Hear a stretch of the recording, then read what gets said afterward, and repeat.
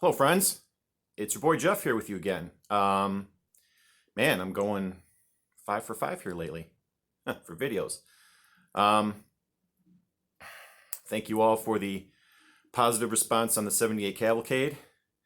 I have two more that I made that will get uploaded. One will probably this weekend, and the other one sometime next week. So thank you for enjoying that. I think I will try to, in the future, try to do a little bit of research on these things before I play them, because I looked up um, I looked up what the records that I made videos out of to find out more facts, and I'll probably enter them in the description box on the future ones. But just to give a little bit of info and context, at least the year that it was released. So thank you for that. But this video is a contest entry, and I think I'm going to just make it in under the wire because today is the last day that you can submit an entry. Sorry about that. I usually don't operate that way, but I found out about this contest late. It's for David Newton, and it's his Hot for Teacher contest. So I'm a new subscriber.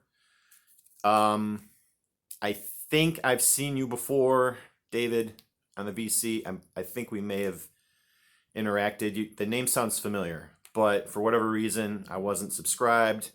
I fixed that the other day, and I checked out your channel, and I watched a couple of other contest entries, which is how I found out about the contest. So, yeah, very enjoyable channel. It looks like it's my kind of stuff, you know. So I like horror too. I like comics. I like music, of course, and a lot of what you like and what I like kind of match. So that makes it fun to watch. So this contest was for your 100 subscriber landmark. That's a big one. Congratulations, and I hope you get many more subs, or you've got many more subs through this contest. So all that said, I'm going to throw my hat in the ring too, and I have a stack of albums here. I think I just spoiled the answer to the last question. I got a stack of albums here to use as examples for these questions, of which there are 5. 1, 2, 3, 4, 5, yeah. So let's get started. First question: show 1 to 5 albums that were your favorites when you were in high school. Now, like most people, I was kind of current on music that came out while I was in high school. I went to the high school in the mid to late 80s. And, you know, some of it was okay. A lot of it didn't really thrill me at the time.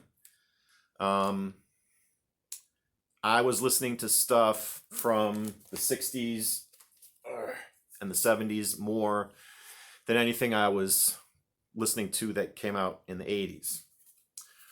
Of course, it's an obvious one, Abbey Road. I discovered the Beatles in the 80s when I was in high school. And I just ordered the 50th anniversary reissue of this, the Giles Martin remastered edition. I got of course, I got the vinyl version. I got the 3 LP vinyl set. So this one here it's an Apple label one. It looks good on camera, but I've tried cleaning this several times with different methods, and it's just crackly, and I can't get rid of it. So just because it's an Apple label copy, I keep it. And I'll be very, very happy to get a brand new copy of this album next month when it comes out. So, you know, stuff like the Beatles, stuff that's not very flashy or obscure. You know, Led Zeppelin was another one. I had all the Led Zeppelin albums on cassette. And I had a Walkman, which I would keep in my bag, my school bag. And during homeroom, of course, I would slip those tiny little headphones out. And I usually had a Led Zeppelin cassette in there, and I would listen to Zeppelin during homeroom. What can I tell you? Stevie Ray is another one.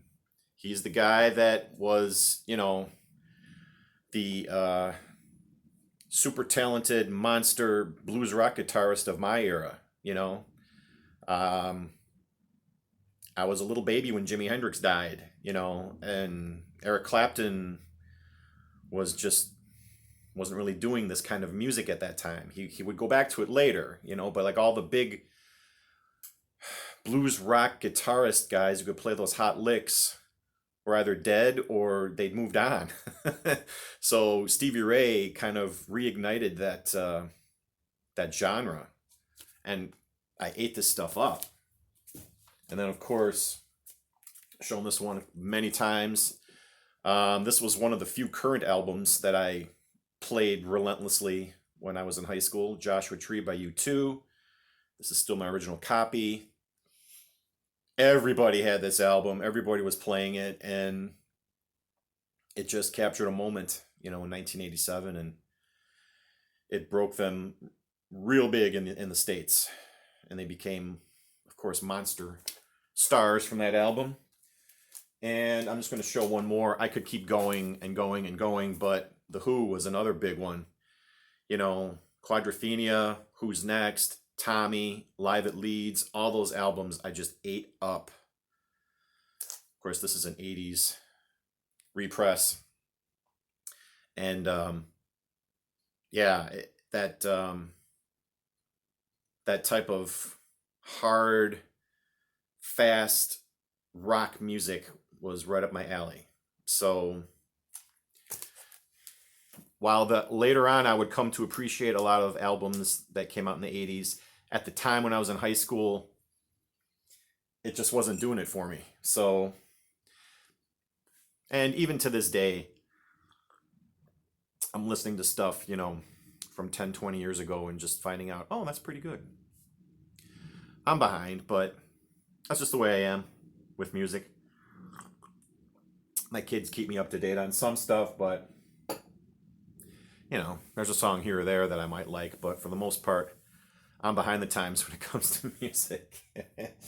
Okay, so that's going to be the answer for question number 1. Question number 2, an album that deserves an A+. This could also apply to the first question. Clash debut album. One of the greatest debut albums in rock, punk, music history. I absolutely adore this album.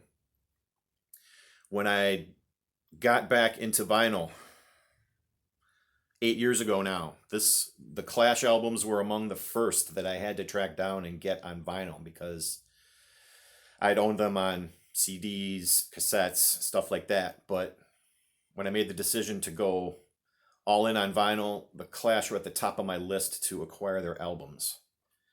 And there weren't that many, so it wasn't that hard to do, but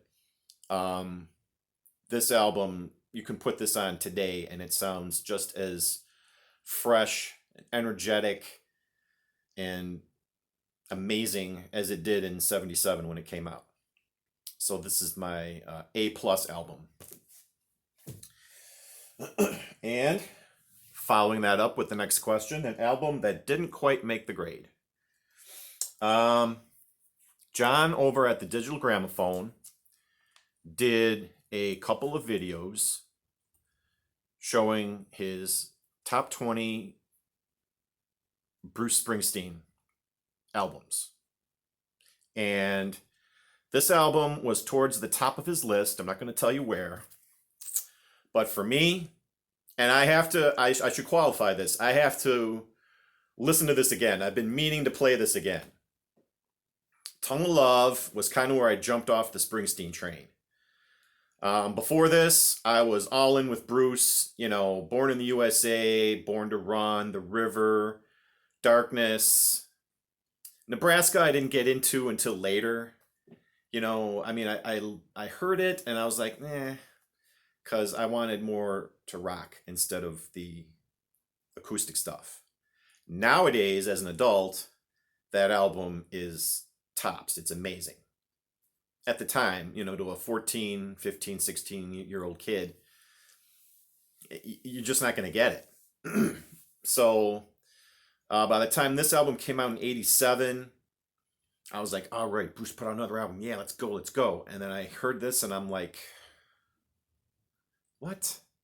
No E Street Band, no anthemic, fist pumping rock, no big drums and power chords. It was like this quieter, more introspective, you know, acoustic-y type of album, with a few exceptions. I mean, the title track I still like. I liked then and I still like now, but as a whole, this album didn't cut it for me. On the other hand, I haven't listened to this album in about 30 years, so this will probably pop up in a spin zone near you in the future if I ever work my way through all the records that I just got. So I need to reassess this album. So the opinion that I'm giving here is a very old one. I'm sure as more of an adult, a middle-aged adult, I might appreciate this more. But Tunnel of Love is my answer to the question, which album did not make the grade? Okay. An album released the year you graduated high school. Well, I graduated in 1988, and I have two albums. I couldn't just pick one. First one is Starfish by The Church, which contains one of my all-time favorite songs. You can see it without glare. Under the Milky Way. I love The Church. This is a great album. Besides that song, there's also Reptile was another minor radio hit, at least around here in Chicago. But yeah, this was just a classic album. I love this album. I could still play it today and be happy with it. This came out in 1988. And another one, I have to mention this just because of the amount of spins that I've given it in the time that I found out about it. Thanks to Andrew from Tales from the Crate. This was one of his top albums in his top 100 list, and he's talked about it in other videos too. So this is a reissue, of course. This is not an original. Mudhoney's Super Fuzz Big Muff.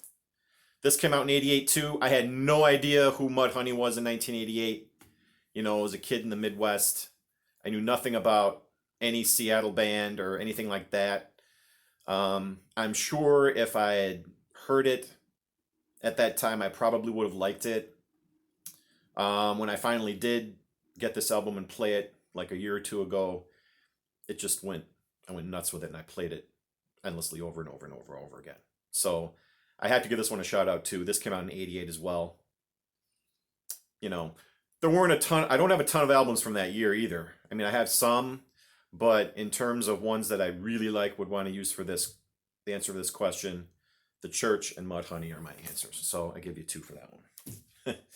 And then the last question, a song or album that makes mention of school or teacher or bus stop or something school related. So this is Rockpile's album Seconds of Pleasure, and the leadoff track, great song, Teacher Teacher. Of course, Rockpile was the supergroup featuring Dave Edmunds, Nick Lowe. This was their one and only album, sadly. It's a great one. I wish these guys stuck together longer and put out more music together, but we'll always have Seconds of Pleasure. So, there you go. I think I covered everything. I hope you like this entry, David. Sorry it's so late. I'm going to be uploading this right now, and hopefully I'll be able to get in the contest still. So, yeah, that's it. Thanks for watching, everyone, and everybody have a great weekend. Peace, and I will see you soon.